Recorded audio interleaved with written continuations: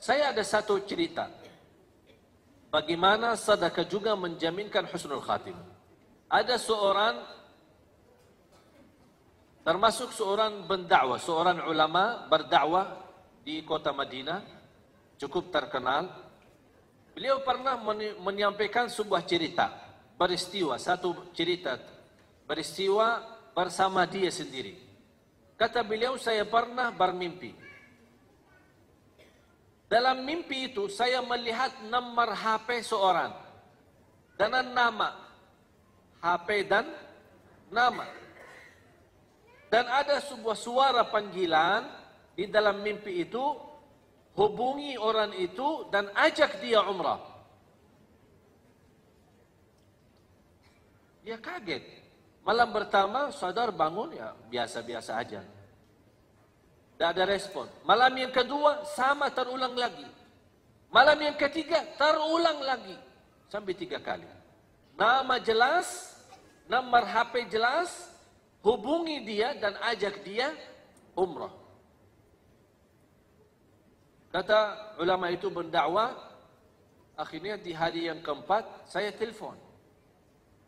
Sebelum saya telepon, di fikiran saya barangkali ini seorang saleh, seorang apalah punya kelebihan, tapi dalam kondisi susah atau miskin, belum mampu umrah.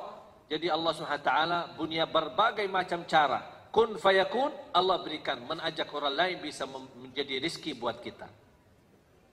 Itu fikirannya. Telepon, Assalamualaikum fulan, ya fulan. Betul, sesuai nama yang ada di dalam mimpi.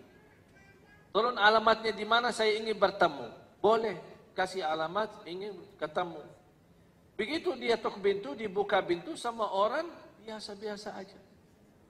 Tidak ada istilahnya kalau di Arab, dia apa jenggotnya besar atau apa bakannya putih. Nah, biasa aja. Orang-orang istilahnya kalau kita bisa bilang orang awam lah. Bukan orang ulama, bukan orang kiai, bukan orang terlihat ada tanda-tanda kesalehannya. Dia kaget. Maaf, ini Bapak Fulan? Ya betul. Ini nomornya HP ini. Ya betul. Ada apa? Dia bingung mau menyampaikan bagaimana ini. Orangnya nampaknya biasa-biasa aja. Habis itu karena ini sudah mimpi dan itu ada pesan, dia sampaikan. Jujur saja saya melihat mimpi 3 kali. Diperintahkan, diajak kamu umrah. Dan bukti ini nomor HP dan ini nama. Kata beliau sebentar. Masuk ke dalam, balik lagi. Boleh ajak saya umrah, tapi ada satu syarat. Dia tinggal di Madinah. Satu syarat. Hari ini berangkat dan pulang hari ini. Itu syaratnya. Dia kaget. Nampaknya orang biasa aja. Kayak ini tidak mau lama. Kalau orang saleh biasanya suka lama. Suka lama kita nak suci, mau apain? Keburu pulang. Kalau ada umrah bisa 1 tahun umrah, ya enak daripada 9 hari travel. Mau nggak 1 tahun umrah? Tapi biaya sama dengan 9 hari. Tak mau bayar 1 tahun. Tapi subhanallah, banyak jamaah kita yang mendapatkan kemudahan bisa ke tanah suci, tapi terlihat mereka banyak di pasar daripada di masjid. Sibuk belanja. Karena dia tidak merasa nikmat dapat kemudahan ke tanah suci. Beda sama orang yang sepanjang hidupnya berdoa. Kalau sudah 2 kali, 3 kali sudah tak jadi biasa, kebiasaan. Itulah ibadah yang kebiasaan itu bahaya. Beda sama ibadah, ada rasa merindukan. Merindukan Ka'bah, merindukan makam Rasulullah SAW, merindukan Masjid Nabawi, merindukan. Beda rasanya. Habis disepakati, sudah diajak umrah. Tahu-tahu kata ulama itu, tahu-tahu saya temani perjalanan biasa-biasa aja. Sampai ke Makkah. Mampir ke Mekah di Madinah bin Ali. Sana ganti baju di sana, ihram semua segala, terus lanjut perjalanan. Sampai ke Makkah. Begitu langsung sampai Makkah, langsung cepat-cepat, ayo cepat-cepat kita mau cepat pulang. Itu bahasanya. Terus tawaf, selesai, Safa Marwah selesai, cukur, tahallul, lepas ihram, pakai baju, udah ya, ayo yuk kita pulang. Astagfirullah, kaget. Apa rahasia di belakang orang itu? Pas begitu kami jalan kaki menuju ke parkir mobil untuk siap-siap pulang. Tiba-tiba orang itu, maaf, saya mau balik lagi ke masjid. Astagfirullah. Oh sebentar, cepat sebentar mau balik lagi. Sebentar aja, saya ada keinginan, sebentar tahu muncul di dalam hati saya, ingin sekali mau salat 2 rakaat. Dari tadi bisa salat, bisa nikmat. Oh cepat-cepat pulang, sekarang mau balik lagi. Udahlah, terserah mau. Tapi tidak apa-apa kalau mau nginap. Tidak, salat 2 rakaat langsung pulang. Udah, terserah, ikutin. Pas dapat, apalagi kalau musim lagi sepi, habis haji, biasanya habis haji langsung sepi banget. Pas sampai ke sana, habis cium Al-Hajarul Aswad, kemudian dia salat di depan Ka'bah. Salat 2 rakaat. Kata ulama itu saya perhatiin. Salat pertama, baca ruku, sujud. Rakaat kedua, berdiri, ruku' dan sujud. Pasti sujud yang terakhir, lama sujudnya. Pas saya datang, lama, terasa lama banget, bukan biasa. Ini dari tadi cepat-cepat malah. Kok ini kok terakhir kok lama? Oh barangkali mau berdoa. Tapi terlihat lama, bukan biasa. Didekatin, digerakkan, ternyata sudah meninggal dunia. Allah subhanahu wa ta'ala.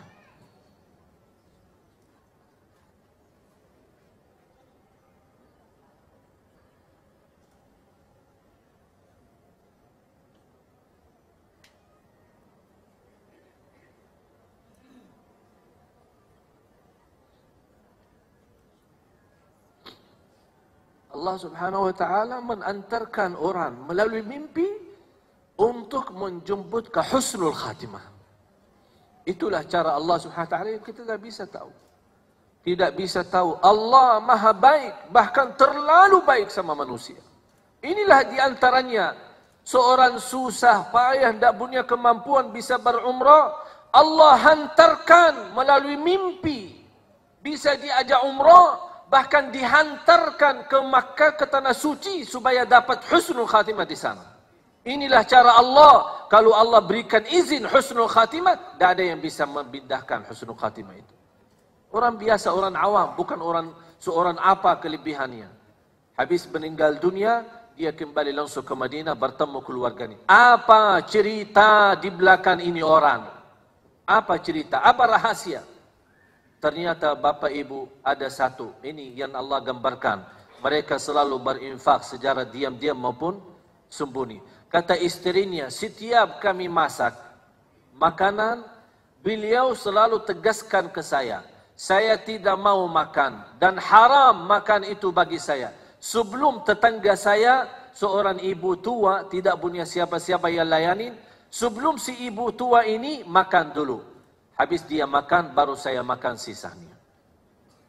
Itulah kelebihannya hanya satu. Bu dan jamaah sekalian, kita tidak tahu mana saja amal salih yang menjaminkan husnul khatimah.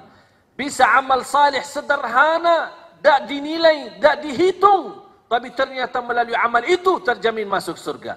Terjamin husnul khatimah, bahkan bisa di tanah suci. Walaupun kita orang di Indonesia. Allah punya berbagai macam cara. Ini semua dunia dan segala isinya Allah yang atur. Kita tidak bisa apa-apa. Oleh karena itu jamaah sekalian, ketika kemarin saya di Hong Kong, saya terharu sekali kepada seorang wanita membantu. Baru saja saya dapat dengar berita dia kembali ke tanah air nikah, kemudian kembali lagi ke Hong Kong bekerja. Pas kemarin saya mengisi acara bersama Imam Besar Masjid Qiblatain di Hong Kong, ada seorang ibu itu datang kepada saya sambil menangis. Dan dia menyerahkan mas kawin. Dia berkata, ini mas kawin sedekahku untuk tunanetra di Indonesia. Seorang pembantu yang baru saja nikah, belum menikmati mas kawinnya, dia sudah mensedekahi. Bahkan ada satu lagi, Di antara mereka yang menjadi tenaga kerja. Mereka pergi ke sana tinggalin keluarga istri karena dia butuh mencari nafkah dan rezeki. Dia mengikhlaskan gaji 1 tahun. Dan dia mohon kepada saya, mohon diterima. Saya berdoa, ya Allah, mohon diterima mereka ini. Inilah kadang-kadang jamaah sekalian, ada amal salih yang kita tidak pernah hitung, tidak pernah kita fikirkan. Tapi ternyata melalui amal salih itu bisa membahagiakan orang lain, bisa berguna bagi orang lain. Wallahi, dengan kun fayakun, Allah berikan pahala yang begitu luar biasa.